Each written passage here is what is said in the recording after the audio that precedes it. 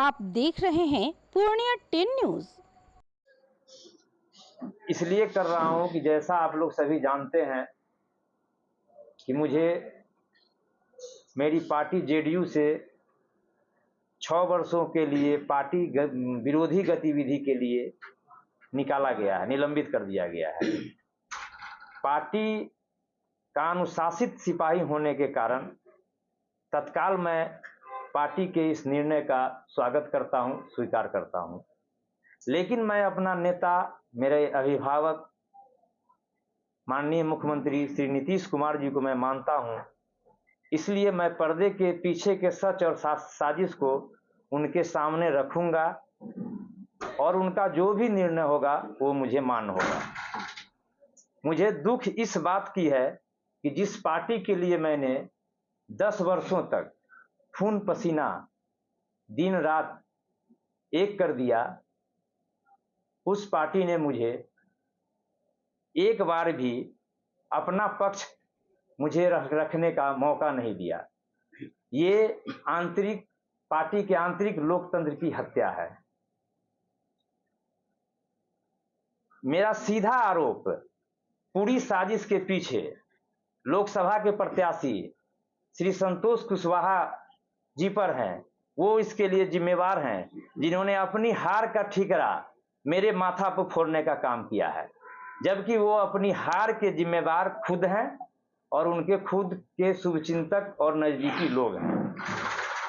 संतोष कुशवाहा एक नाकाम जनप्रतिनिधि साबित हुए हैं।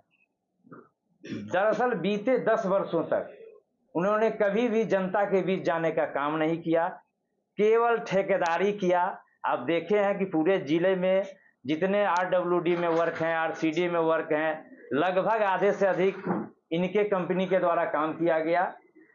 और जो भी माने जिम्मेवारी है उनको, वो जो जनता के बीच नहीं जाने का काम किया, उनकी एंटी इनकम्बेंसी है। उनकी एंटी इनकम्बेंसी उन्हें माने उनको जो हराने का काम किया है, उनके करीबी और जो खास लोग थे उनकी भूमिका उसमें है। लेकिन मुझे इसमें बलि का बकरा बनाने का काम किया गया है। इसके लिए वो खुद उनके शुभचिंतक और वो जिम्मेदार हैं। संतोष कुशवाहा की हार कोई जेडीयू प्रत्याशी, जेडीयू का हार नहीं है। ये पार्टी प्रत्याशी का जो हार हुआ है पूर्णिया में, ये खुद व्यक्तिगत संतोष कुशवाहा की हार इसको मानिए। जो उनका जो एंटी इनकम्बेंसी था, लोगों के बीच नहीं जाना था, लोगों से मिलना नहीं था। आप लोग सब लोग जानते हैं, आम जनता के बीच में है। हम लोग कई बार जाकर के जो शीर्ष नेतृत्व है में जो लोग हैं, उन लोगों को हम लोगों ने कई बार कहा भी, लेकिन माने इस पे कोई नहीं सुनवाई किया गया और उनकी जो हार हुई वो उनका व्यक्तिगत हार है। मैं नामांकन के समय से लेकर चुनाव तक संतोष कुशवाहा के पक्ष में लगातार काम करता रहा। इसके गवाह पूर्णिया की जनता एवं माननीय मंत्री श्री विजय चौधरी जी, श्री अशोक चौधरी जी, श्री श्रवण कुमार जी हैं। जो श्रवण कुमार जी के साथ हमने लगातार 2 दिनों तक रुपौली विधानसभा का सघन दौरा भी किया। यहां तक कि संतोष कुशवाहा के रोड शो के दौरान उनके चुनाव रथ पर भी सवार रहा। बीच के दिनों में कुछ निजी काम से मैंने देहरादून चला गया। फिर देहरादून से आने के 2 दिन पहले, चुनाव के पहले आकर के मैं चुनाव प्रचार में लग गया।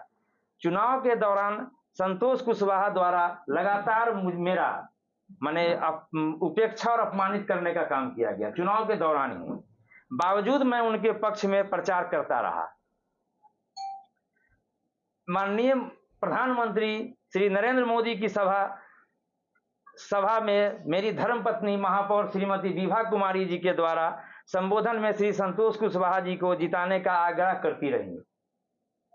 पूरा शहर जानता है कि महापौर का जो चुनाव, जो अविश्वास, जो पूरा शहर जानता है, महापौर श्रीमती विभा कुमारी जी जब अविश्वास प्रस्ताव लगा के उनको हटाया गया था, तो उसमें श्री संतोष कुशवाहा जी का अहम रोल था, अहम भूमिका थी। और 2022 में फिर से जब महापौर विभा कुमारी जब चुनाव लड़ रही थी, हमारी धर्मपत्नी, तो इन लोगों के द्वारा, इनके पूरे परिवार के द्वारा, इनके पूरे शुभचिंतक के द्वारा पूरी ताकत से खुलेआम विरोध किया, ये पूरा शहर जानता है। लेकिन वो हराने का प्रयास किया, लेकिन वो अपने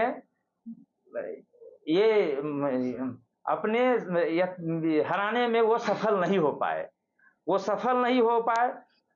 वो ये संतोष कुशवाहा का इतिहास रहा है कि वो जब जब किसी को हराने का प्रयास करते हैं, वो प्रत्याशी की जीत होती है, वो जिनको भी जिताने का प्रयास करते हैं उनकी हार होती है।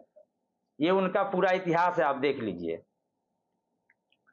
दरअसल श्री संतोष कुशवाहा और महापौर श्रीमती संतोष कुशवाहा को मेरा और महापौर श्रीमती विभा कुमारी के बढ़ते लोकप्रियता से उनको खतरा महसूस होता है। अपनी जो राजनीति खतरा है, उनको लगता है कि राजनीति में ये आगे बढ़ेगा तो हमको राजनीति में दिक्कत होगी, ये उनको हमेशा लगा हुआ रहता है।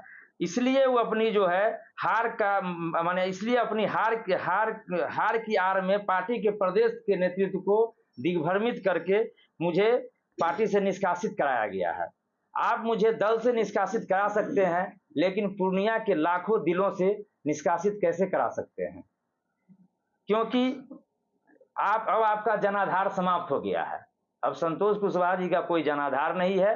अब इसी तरह से वो साजिश करते रहते हैं और चाहते हैं कि जो लोगों के दिलों में हम लोग बसे हुए हैं उसको किसी तरह से अपमानित करके, दिग्भ्रमित करके, पार्टी को माने करके, और इनको किसी प्रकार से हम लोगों को कैसे क्षति पहुंचे, ये लगे हुए रहते हैं। इस साजिश में पार्टी के कई लोग शामिल हैं। समय आने पर हर चेहरे को बेनकाब किया जाएगा। यह साजिश केवल जितेंद्र यादव के खिलाफ नहीं है, बल्कि महिला सशक्तिकरण के खिलाफ भी है, क्योंकि मेयर विभा कुमारी जी के कार्यकाल में महिलाओं का आत्मविश्वास बढ़ा है और कई लोगों को अपना आसन डोलता नजर आ रहा है। मैं शीघ्र ही माननीय मुख्यमंत्री जी को और पार्टी के राष्ट्रीय अध्यक्ष श्री नीतीश कुमार जी को पत्र लिखकर और व्यक्तिगत रूप से मिलकर अपनी बात रखकर उनसे न्याय की गुहार लगाऊंगा। बाकी जनता की अदालत में जो अंतिम फैसला तो होता ही है।